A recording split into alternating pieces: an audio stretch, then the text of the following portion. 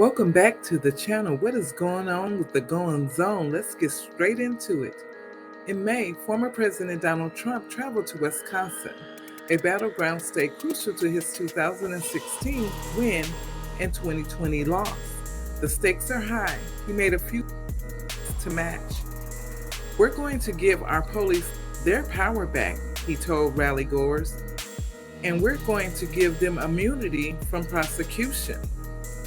There are a few problems, as President Trump would be constrained in giving anyone immunity, including police, from prosecution, as most proceedings are in state court where his power wouldn't apply. And while it's true that some officers are charged federally, where he could lobby the Department of Justice to refuse to charge any cop, those prosecutions are often in addition to state charges. Take Derek Chavis, who was convicted in a Minnesota court of murdering George Floyd. After that trial, he pleaded guilty to federal charges. President Trump could certainly pardon him for that, but it would make no material difference in the time Derek spends in prison, as his state sentence is 22.5 years and his federal sentence is 21 years, all running concurrently. Trump's promise, it's worth considering the implications that those with the most power should be held to the lowest standard. Trump made clear in office that he'd fight legislation hamstringing qualified immunity, the legal doctrine that bars victims from suing state and local government employees if the way in which these employees allegedly violate the law has not been clearly established as unconstitutional in prior cases. It is why, for example, 2 California men could not sue officers who allegedly stole more than $225,000 from them during their execution of a search warrant, as there was no previous court ruling that said stealing circumstances is illegal. Federal police, on the other hand, are essentially protected by absolute immunity.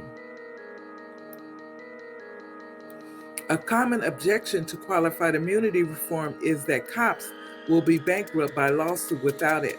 But a study conducted by UCLA law professor Joanne found that governments are their insurance companies, not the cops themselves, paid 99.98% of the damages awarded to plaintiffs. It's hard to know if Trump realized this is the case, as he promised in December to police to give them immunity against any and all liability. Whether that was knowingly false promise or whether he is unfamiliar with the law remains unclear. But one thing is clear: Trump would like to see law enforcement held to a lesser standard than the public they serve. The former president has arguably never been a tried and true conservative, but he does need to court them. It is difficult to make a conservative case of assuring that those who enforce the law are also above it. Let me know your thoughts and comments below. Let's get straight into his rally. Thank you for tuning in. Don't forget to hit the like button and subscribe. Thank you for tuning in. Dangerous person who's not smart. You know she couldn't pass a law exam, right? Have you heard that? These are minor details. She couldn't pass a bar exam. She took the bar exam. She couldn't pass it. She thought she'd never be able to pass it. This is what we have wanting to be a... Other than that, she's a very fine woman. I'd like to make that statement. No, she's a radical left lunatic, and she's going to destroy our country, and we're not going to let her do it because we're going to win this election in a landslide. Right?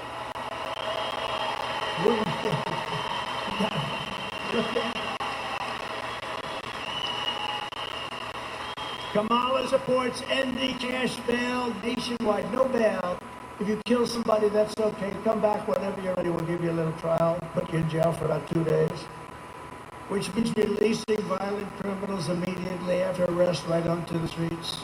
She wants to abolish jail sentences for parole violators. She endorsed defunding the police, and she sponsored a bill to strip police officers of legal protection. She wants the police officers to go out and protect themselves and defend themselves and hire lawyers. You got to go hire a lawyer. These lawyers will take what they make in 1 year, they'll take it out of their hides. You can't do that. We're going to give immunity to police so they can do their job. I'm giving federal immunity to police officers so they can do their job. I think it's good. She wants to leave our communities at the mercy of deranged criminals and violent mobs. Unlike Kamala Harris, under my leadership, we will never defund the police, and we will give our heroes the protection, resources, and respect that they so dearly deserve. We're not going to take away their pensions. We're not going to take away their homes. We're not going to destroy their lives and their families' lives.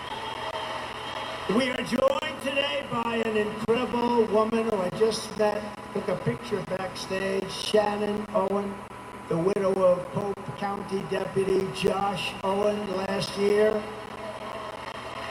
Very handsome. Josh was on his 44th birthday, right on his birthday. He was out for steak dinner with Shannon and his 10-year-old son when he got involved. There was a problem, a domestic disturbance. A short time ago, Shannon got the news that her husband was shot and killed in the line of duty. Shannon, we grieve for your loss, and we know how great a man he was. Beautiful family as we go just to go through that. When I'm president, we will always stand with the men and women of law enforcement and their families, and we will have the backs of our police officers 100% of the time, and they will stop crime.